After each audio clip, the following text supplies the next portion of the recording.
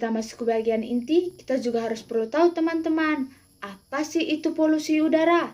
Polusi udara adalah pencemaran udara yang terjadi ketika zat berbahaya seperti partikel fisik, bahan kimia, atau mikroorganisme yang masuk ke dalam atmosfer dalam jumlah yang berbahaya. Ini juga dapat merusak kesehatan manusia, hewan, tumbuhan, serta merusak lingkungan dan bangunan atau mengurangi kenyamanan dan keindahan di sekitar kita.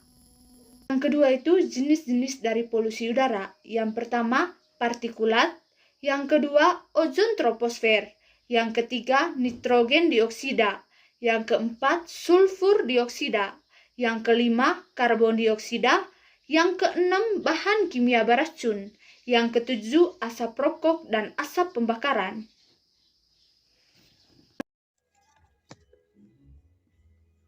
Polusi udara dapat dipengaruhi oleh faktor alam dan faktor manusia. Yang pertama itu faktor alam. Contohnya, aktivitas gunung berapi yang mengeluarkan abu vulkanik dan gas, kebakaran hutan, dan kegiatan mikroorganisme. Yang kedua itu faktor manusia. Contohnya, aktivitas kendaraan bermotor, asap pabrik, pembangkitan listrik, dan pertambangan. Polusi udara terjadi ketika padat dan cair, serta gas tertentu. Polutan yang dihasilkan dapat berupa asap, debu, dan gas. Beberapa contoh aktivitas manusia yang dapat menyebabkan polusi udara. Yang pertama itu asap dari kendaraan bermotor, yang kedua itu asap pesawat, yang ketiga itu asap dari pabrik industri, yang keempat itu timbunan yang membusuk. Polusi udara dapat berdampak buruk bagi kesehatan masyarakat, seperti yang pertama itu gangguan pernapasan. Polusi udara dapat menyebabkan iritasi saluran napas, batuk, sesak napas, menggi, dan napas pendek. Polusi udara dapat memicu berbagai penyakit paru, seperti asma, PPOK, pneumonia, dan bronkitis. Yang kedua itu gangguan mata.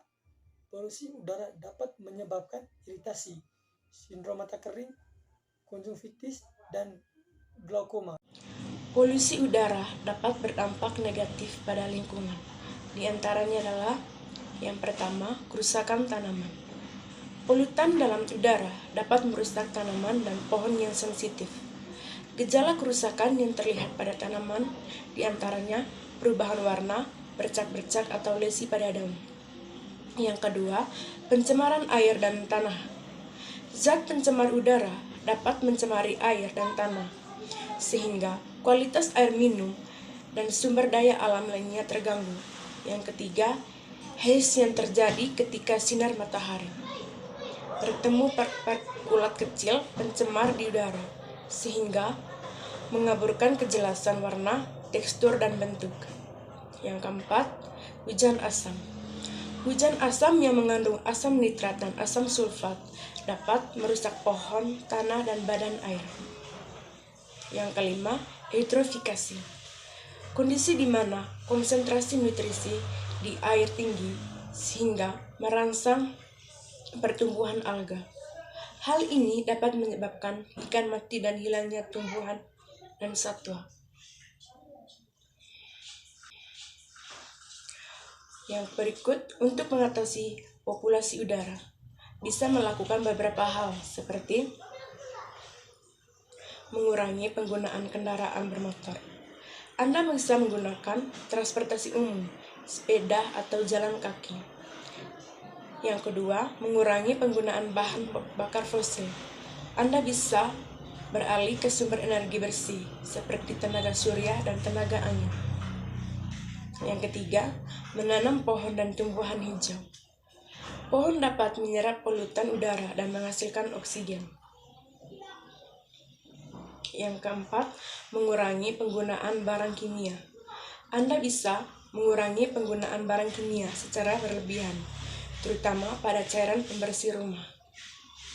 Yang kelima, mengurangi penggunaan kantong plastik. Penggunaan kantong plastik berbahaya bagi lingkungan. Baik, kesimpulannya adalah polusi udara adalah kontaminasi atmosfer oleh zat berbahaya seperti gas, partikel, dan bahan kimia yang berdampak negatif pada kesehatan manusia,